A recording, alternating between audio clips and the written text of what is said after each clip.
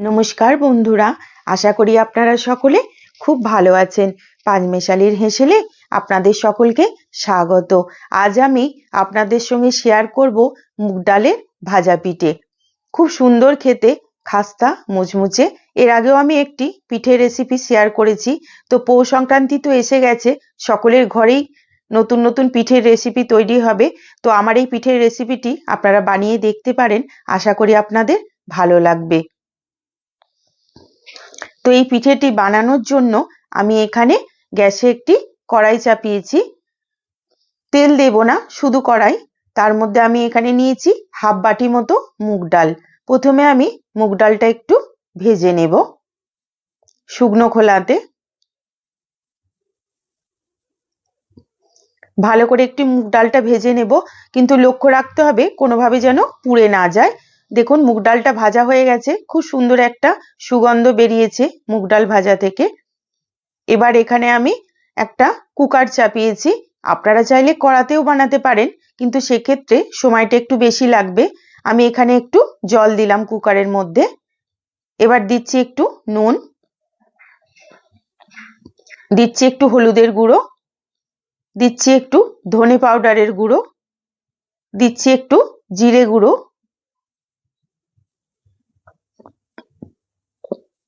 সাথে দিলাম একটু লঙ্কা গুঁড়ো। আর মুগ ডালটা আমি ভেজে নেওয়ার পর ভালো করে ধুয়ে নিয়েছি, সেটা এর মধ্যে আমি দিয়ে দিলাম। আর এখানে আমি নিয়েছি একটা রাঙা আলু, ভালো করে খোসা ছাড়িয়ে ধুয়ে পরিষ্কার করে এইভাবে কেটে নিয়েছি, এর মধ্যে দিয়ে দিলাম। আর নিয়েছি একটা আলু, যে আলু আমরা তরকারিতে দিই ওই আলু একটা মাঝারি সাইজে নিয়েছি, সেটাও আমি ভালো করে ধুয়ে পরিষ্কার করে কেটে এর মধ্যে দিয়ে দিলাম। সাথে দিচ্ছি একটু চিনি।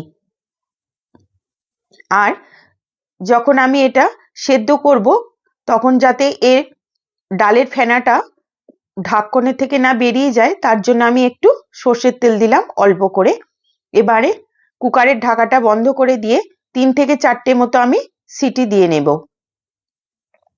যতক্ষণ ডালটা সেদ্ধ হচ্ছে ততক্ষণ আমি পিঠের মধ্যে যে পুরটা দেবো সেটা বানিয়ে নেব। এখানে আমি 1 বাটি মতো নারকেল কোড়া দিয়েছি, আর সাথে দেব আমি গুড়। গুড়টা একটু হাতে করে ভেঙে দেব, তাহলে তাড়াতাড়ি গলে যাবে। এবার ভালো করে নাড়াচাড়া করে আমি পুরটা বানিয়ে নেব।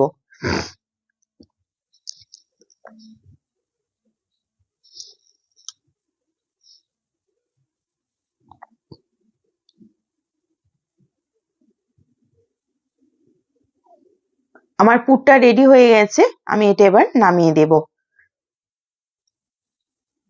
এদিকে ডালটাও কিন্তু রেডি হয়ে গেছে। ডালটা একটু গরম আছে, একটু গরম অবস্থাতেই নিতে হবে, না হলে কিন্তু এর মধ্যে চাল গুঁড়িটা আমরা মেশাতে পারবো না।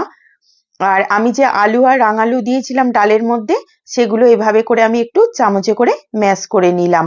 এখানে আমি 1 বাটি মতো আতপ চালের গুঁড়ি নিয়েছি। এখানে কোনো চালের মাপ সেইভাবে হয় না, কারণ ডালটার মধ্যে চাল গুঁড়ি দিতে হবে। যতক্ষণ না একটা টাইট ডো মতো তৈরি হবে, ততক্ষণ চাল গুঁড়ি এর মধ্যে মেশাতে হবে। আমি আপাতত 1 বাটি মতো চালের গুঁড়ি দিলাম। আমি হাফ বাটি ডাল নিয়েছিলাম। 1 বাটি চালের গুঁড়ি প্রথমে আমি দিলাম, দেখি কতটা লাগবে।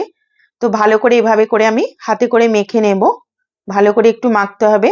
তো আমার এখানে 1.5 বাটি মতো চাল গুঁড়ি লেগেছে। আমি যে বাটিটার হাফ বাটি ডাল দিয়েছিলাম ওই বাটিটারই 1.5 বাটি মতো আমার চালের গুঁড়ি লেগেছে, তবে এত সুন্দর একটা শক্ত মতো ডো বানানো গেছে। এবার হাতের মধ্যে আমি একটু তেল নিয়েছি, তেল মেখে নিয়েছি।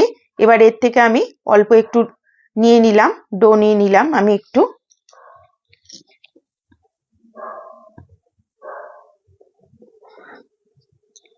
হাতে করে ভালো করে গোল করে নিয়েছি। আর নারকেলের পুরটা নিলাম। এবার এটাকে একটা বাটির মতো এরকম ঠোঙের মতো করে নেব। এর মধ্যে আমি নারকেলের যে পুরটা বানিয়েছিলাম সেটা এর মধ্যে দিয়ে দেব। এই পিঠেটা খেতে কিন্তু খুব সুন্দর হয়, মুচমুচে খাস্তা। আর সবকিছু মশলা এর মধ্যে রয়েছে, নুন ঝাল মিষ্টি সবকিছু মিলিয়ে খুব সুন্দর লাগে। তার জন্য আমরা এটাকে ভাজা পিঠে বলি। এভাবেই বানানো হয়। খেয়ে দেখবেন, গরম অবস্থাতে খুব সুন্দর মুচমুচে লাগে, আবার পরের দিন বাসি অবস্থাতেও কিন্তু একই সুন্দর খেতে লাগে। তো এটা আমি সুন্দর করে এভাবে করে আমি হাতে করে পাকিয়ে নিয়েছি, দিয়ে সুন্দর এই ধরনের একটা শেপ দিয়েছি পিঠেটার। এবার হাতের তালুর মধ্যে রেখে আমি একটু মধ্যিখানটা একটা সুন্দর করে ডিজাইন করে দিচ্ছি। এভাবে করে, কিছুই নাই, এভাবে করে হাতে করে একটু প্রেস করে দিচ্ছি যাতে দেখতে ভালো লাগে একটু।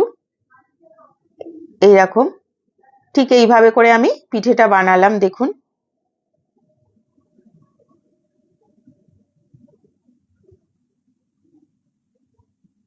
আর একটাও এইভাবে করে আমি বানিয়ে নিলাম।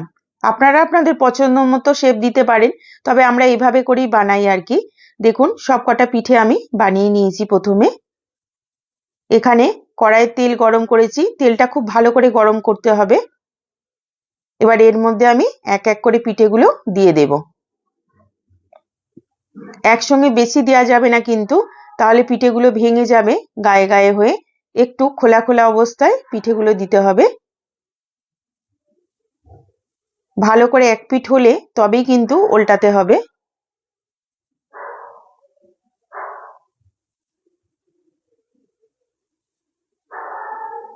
আমার এখানে এক পিঠ সুন্দর করে ভাজা হয়ে গেছে, আমি এবার ধীরে ধীরে করে উল্টে দেব।